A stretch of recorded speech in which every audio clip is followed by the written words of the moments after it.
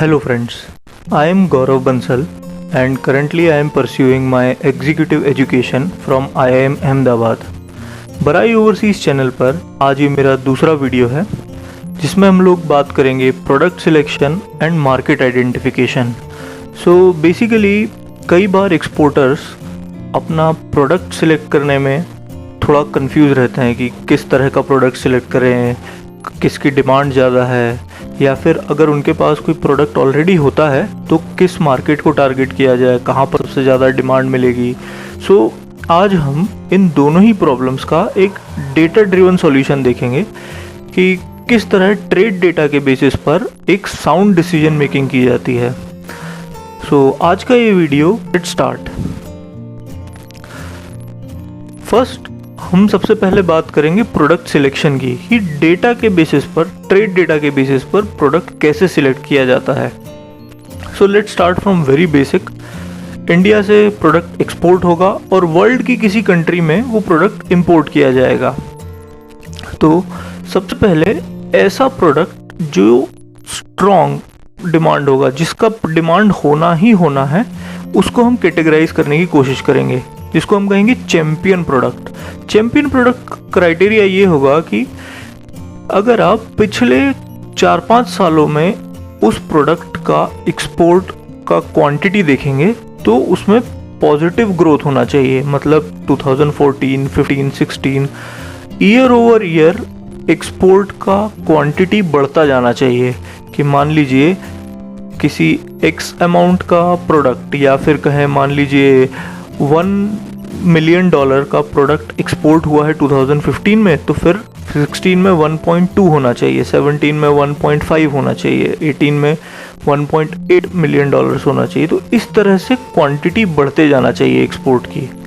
और दूसरा, world import में ग्रोथ उस प्रोडक्ट की पॉजिटिव होनी चाहिए। इसका ज़रूरी नहीं है इंडिया से, ओवरऑल वर्ल्ड में इसका इंपोर्ट ग्रोथ पॉजिटिव होना चाहिए। तो अब सेकंड क्वेश्चन आता है, ये डेटा हमको कहाँ से मिलेगा कि एक्सपोर्ट कितना हुआ है, कैसे हुआ है, ग्रोथ कैसा है। तो it's very simple, I will show you.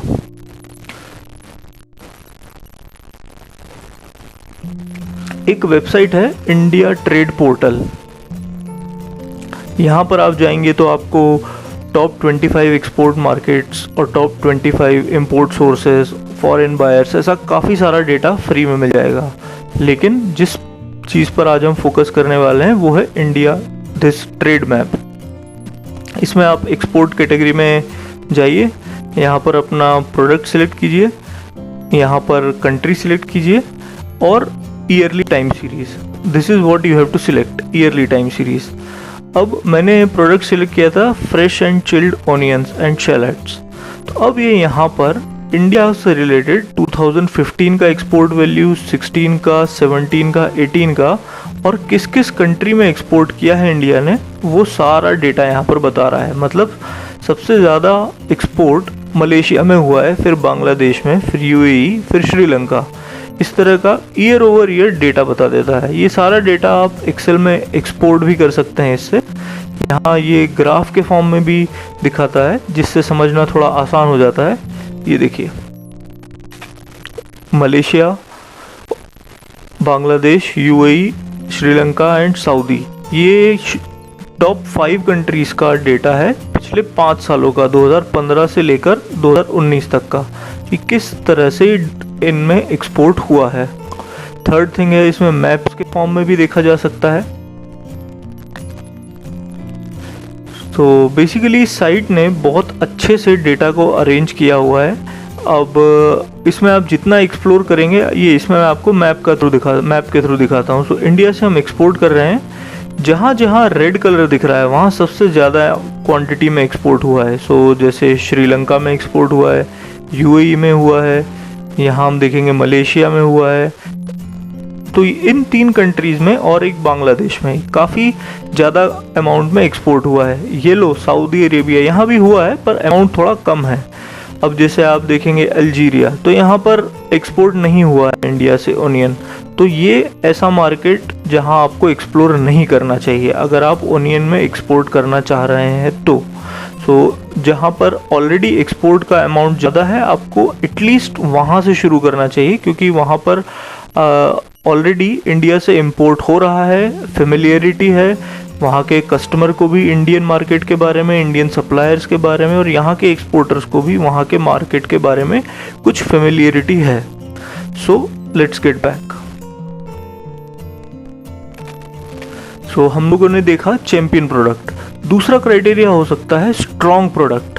Strong product के लिए ये क्राइटेरिया है कि इंडिया से एक्सपोर्ट ग्रोथ तो डेफिनेटली पॉजिटिव होना चाहिए, वर्ल्ड का इंपोर्ट ग्रोथ थोड़ा नेगेटिव भी है तब भी ठीक है। इसका मतलब ये है कि इंडिया से एक्सपोर्ट इसका बढ़ता जा रहा है ईयर ओवर ईयर। वर्ल्ड में किसी कारण से इसका भले ही कम हुआ होगा import growth, may not be from India but from other country, अगर ये कम होता है तब भी वर्ल्ड के टोटल इंपोर्ट में इसका फ़र्क पड़ जाएगा। सो स्ट्रॉन्ग प्रोडक्ट का क्राइटेरिया ये है कि इंडिया से एक्सपोर्ट ईयर ओवर ईयर बढ़ते जाना चाहिए।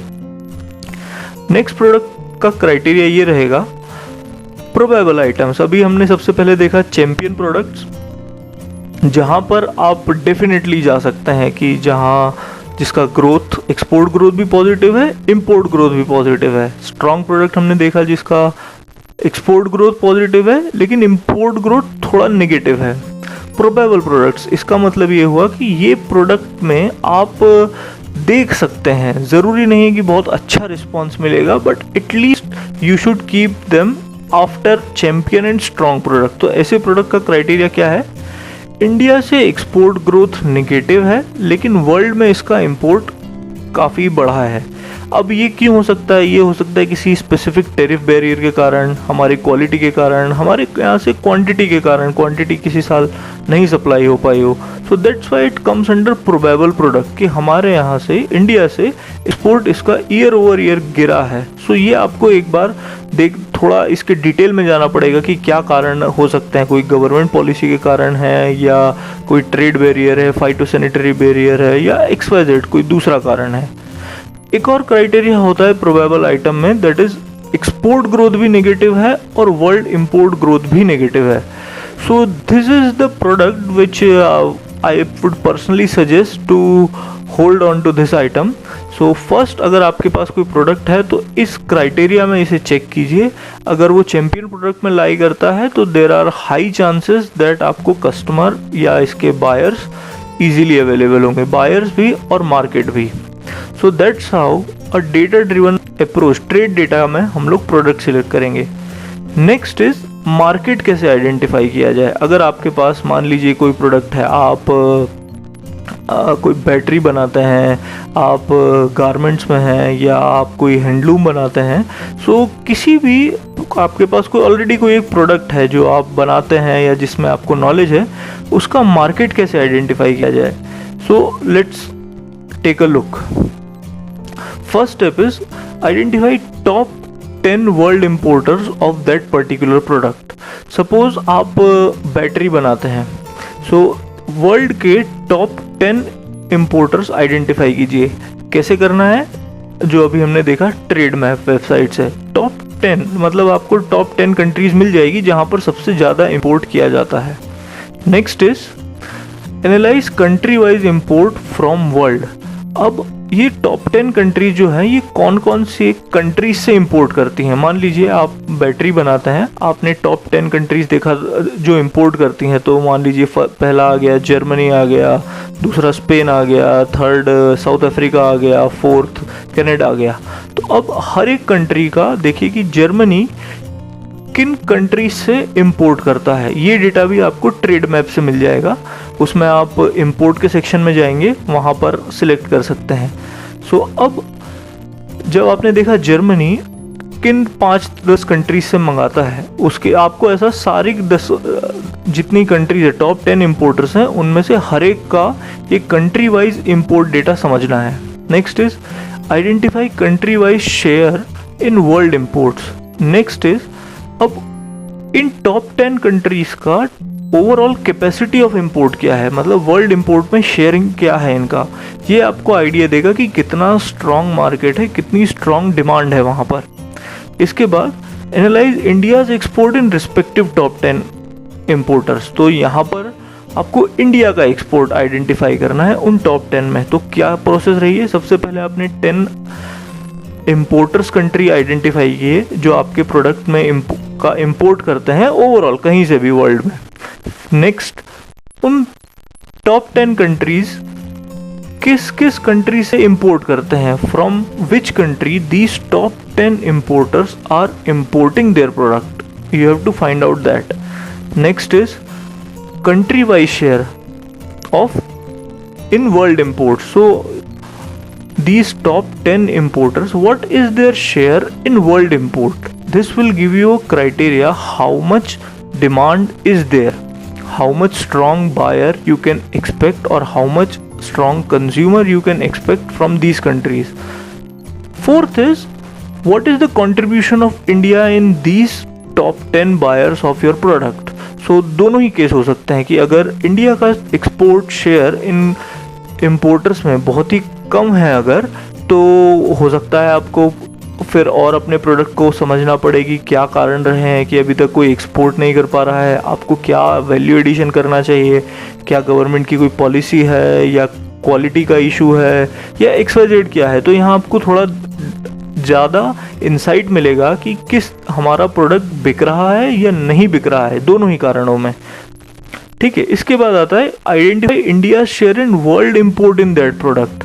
ये आपको आइडिया देगा कि हमारे यहाँ से ये प्रोडक्ट वर्ल्ड में कितना कॉम्पिटिटिव है। कि ठीक है, आप जैसे अगर हमने स्टार्ट किया था बैटरी बना रहे हैं तो वर्ल्ड की कई सारी कंट्रीज बनाती होंगी बैटरी, तो इंडिया का एक्सपोर्ट इसमें कितना स्ट्रांग है, इंडिया का वर्ल्ड इंपोर्ट में शेयर कितना है। मान लीजिए वर्ल्ड में अगर फॉर एग्जांपल 1 करोड़ रुपए की बैटरी का एक्सपोर्ट होता है तो इंडिया इसमें से कितना शेयर है। अगर इंडिया का शेयर इसमें बहुत ही थोड़ा है तो आपको फिर समझना पड़ेगा कि ओके, यहाँ पर क्वालिटी का इशू है, क्वांटिटी का है, क्या सप्लाई चेन इश्यूज हैं, टेरिफ बैरियर हैं। तो this will give you insight in your product.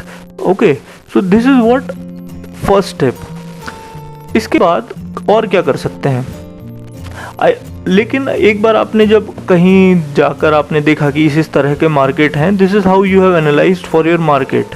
लेकिन अगर आपके पास ऑलरेडी कोई मार्केट है और आपको अपना मार्केट शेयर बढ़ाना है तो identify new markets which have more than 1% share in world imports. ऐसे नए मार्केट अगर आपको अपना मार्केट बढ़ाना है जिनका वर्ल्ड इंपोर्ट में 1% से ज़्यादा शेयर है। Second is elimination of markets which have negative growth based on India's export. ऐसे मार्केट आपको नहीं टारगेट करने चाहिए जिसमें आपके प्रोडक्ट के एक्सपोर्ट का ग्रोथ नेगेटिव है।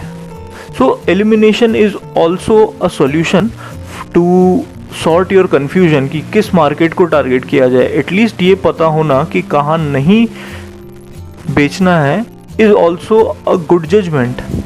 इसको थोड़ा हम कैटेगराइज करते हैं। This section would be called market penetration, जहां आप एक मार्केट आइडेंटिफाई करके उसमें एंटर कर रहे हैं।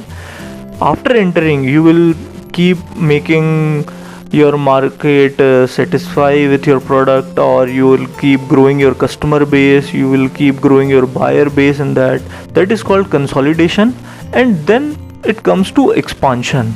So पहले market penetration होता है, then you will consolidate your market by knowing your customer, and then last market expansion. Once you are established in the current market, then you will think for market expansion. So this is what market identification will happen based on the trade data कि कितना import export चल रहा है, उसके basis पर आप अपना market identify कर सकते हैं।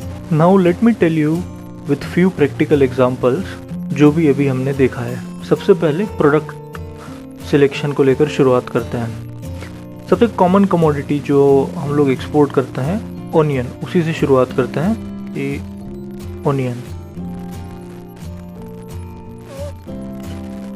ओनियन इंडिया से कहाँ कहाँ एक्सपोर्ट होता है और किस तरह का एक्सपोर्ट है, ये अभी हम डेटा हमारे सामने आ रहा है।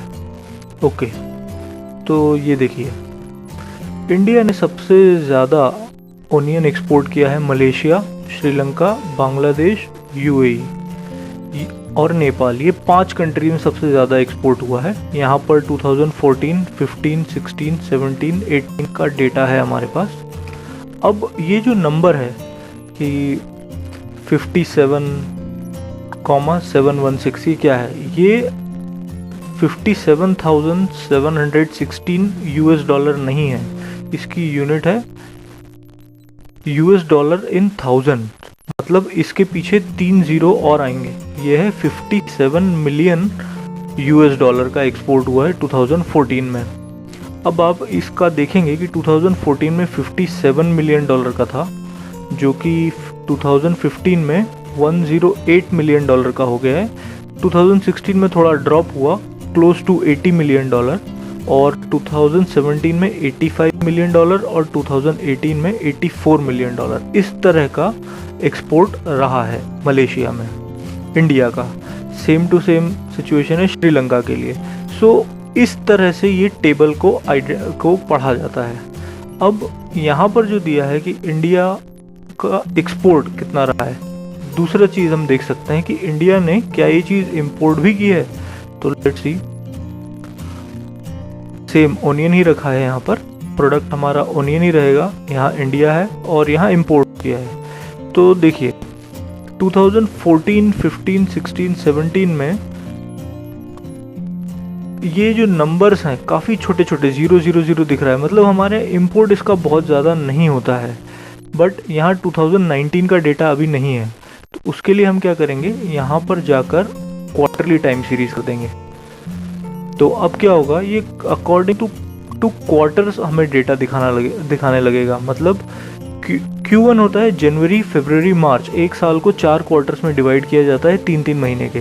सो जनवरी, फरवरी, मार्च is Q1, April, May, June is Q2, उसके आगे के 3 महीने Q3 और Q4। मतलब 2019 के Q4 में अक्टूबर, नवंबर, दिसंबर, जब हमारे यहाँ से एक्सपोर्ट बैन था और हमारे यहाँ प्याज की सप्लाई, ओनियन की सप्लाई कम थी, तब हमने इंपोर्ट किया था, तब इंडिया ने इंपोर्ट किया था। ये देखिए यहाँ पर डेटा जो दिख रहा है आपको, 2019 Q4 में इंपोर्ट हुआ है। उसके पहले Q1 में 0000, Q2 में 00 इंपोर्ट है, Q3 में सिर्फ अफ़गानिस्तान से कुछ इंपोर्ट हुआ था, और Q4 में अफ़गानिस्तान, टर्की, इजिप्ट, UAE, यहाँ से ये इंपोर्ट हुआ है। तो इस तरह से इस साइट का यूज़ किया जाता है। अब ये प्रोडक्ट हमारे लिए स्ट्रॉन्ग प्रोडक्ट है या वीक प्रोडक्ट है, इसका मैं एक एग्जांपल आपको किसी दूसरे प्रोडक्ट से समझाता हूँ।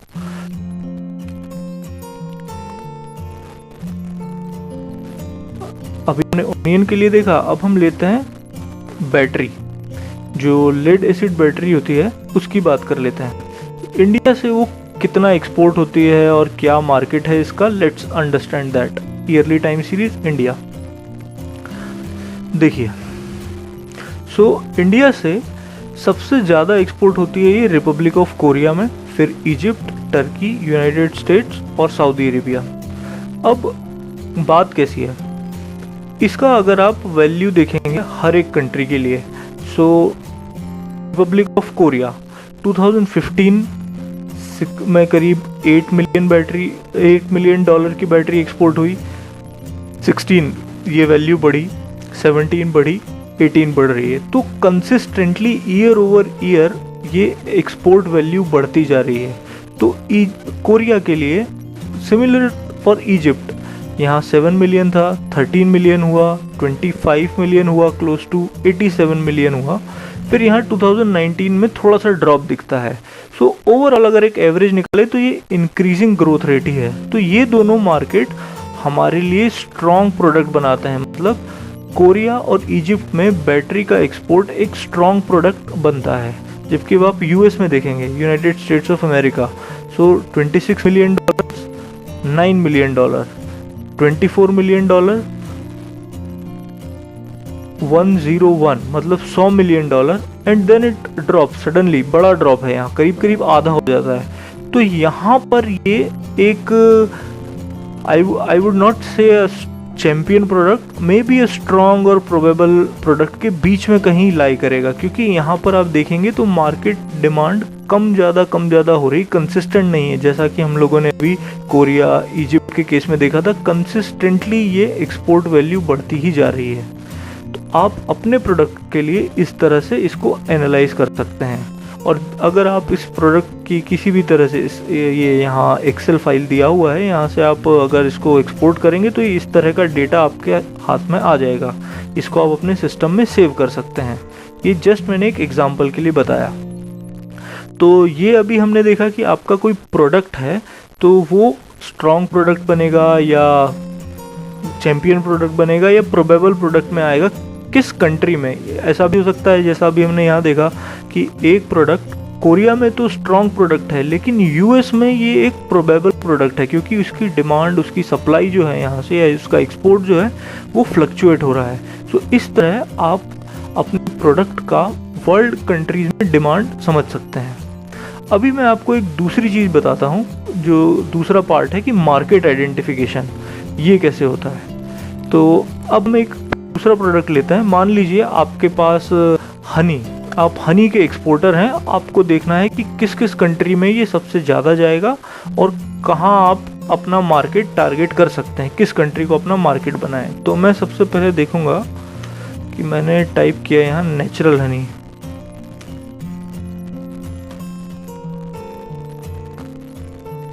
ये आ गया नेचुरल हनी। मैंने नेचुरल हनी सिलेक्ट किया इंडिया से।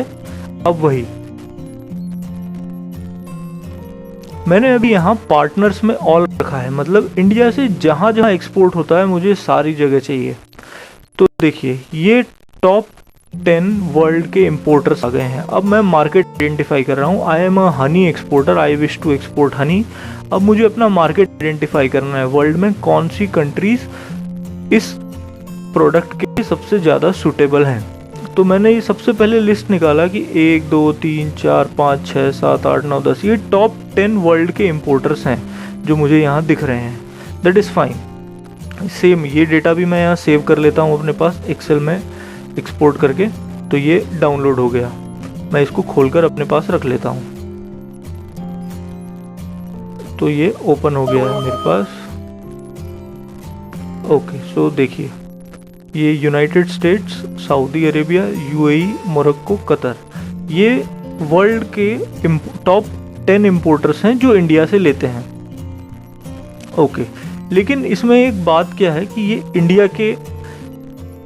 इंडिया से लेने वाले हैं, लेकिन अगर मुझे देखना है कि ओवरऑल वर्ल्ड के इंपोर्टर्स कौन कौन हैं, यहाँ पर भी मैंने ऑल कर दिया। तो नेचुरल हनी के टॉप, सॉरी यहाँ एक्सपोर्टर्स था, ये देखिए। तो वर्ल्ड के टॉप इंपोर्टर्स कौन से हैं? ये टॉप इंपोर्टर्स हैं United States of America, Germany, Japan, France, UK, India. तो देखिए क्या है, natural Honey imports out of total world market में 1 2 3 4 5 ये कंट्रीज जो हैं ये सबसे ज़्यादा हनी को इंपोर्ट करती हैं। अब लेकिन ये सारी कंट्रीज इंपोर्ट तो करती हैं, लेकिन हर एक कंट्री का शेयर इंडिया का कितना है कि United States of America, US import तो करता है हनी, लेकिन किस किस कंट्री से करता है। तो मैं देखता हूँ। सबसे पहले मैं यहाँ जाकर यूएस टाइप करूँगा, यहाँ आपको सारी कंट्रीज मिल जाएंगी। मैंने किया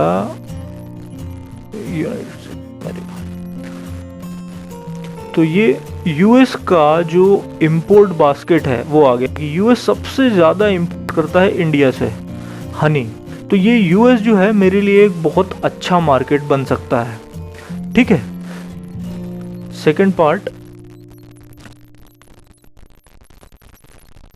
क्या, लेकिन क्या सारे जो टॉप 10 इंपोर्टर्स हैं वो मेरे लिए अच्छे मार्केट हैं? Let's analyse this. देखिए यूएस का तो भी हमने देखा कि यूएस इंडिया से सबसे ज़्यादा इंपोर्ट करता है। Now let me look for Germany, ये सेकंड बिगेस्ट इंपोर्टर है। तो मैं यहाँ जाकर मैंने टाइप किया, ये रहा जर्मनी। ओके, सो देखिए, जर्मनी के जो टॉप 10 एक्सपोर्टर्स हैं उनमें Mexico, Argentina, Ukraine, New Zealand, Hungary, Bulgaria, Romania, India का नाम नहीं है कहीं भी। It means for me as an exporter to export honey, US is a better market than Germany. दो ये दोनों ही बड़े इंपोर्टर्स हैं वर्ल्ड में, लेकिन यूएस में ऑलरेडी एक्सपोर्ट काफ़ी ज़्यादा होता है हनी का, जबकि जर्मनी में नहीं होता। सो फॉर मी, यहाँ मुझे ऐसे कस्टमर्स मिलेंगे जो इंडिया की क्वालिटी से ऑलरेडी फेमिलियर हैं, इसलिए मैं सबसे पहले यूएस को टारगेट करूँगा, ना कि जर्मनी को। That's how I have identified my market. Okay, so इस तरह आपको भी अपने प्रोडक्ट के लिए एक डिटेल एनालिसिस करना है। आपको सारी एक्सेल फाइल्स, जो भी डेटा है, आप अपने लिए डाउनलोड कर सकते हैं। प्रोसीजर अभी हम लोगों ने डिस्कस किया और इस तरह से ये एनालिसिस किया जाता है। So that's all for today's video, but I would like to hear from you.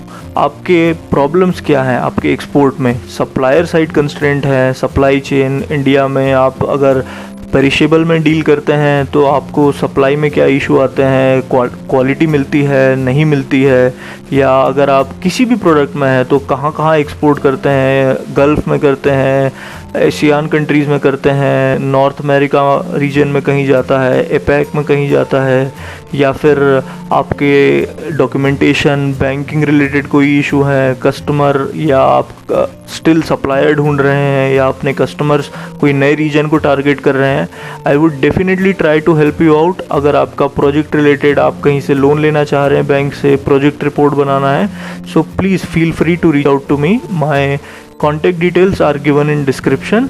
So stay safe and a good day. Thank you.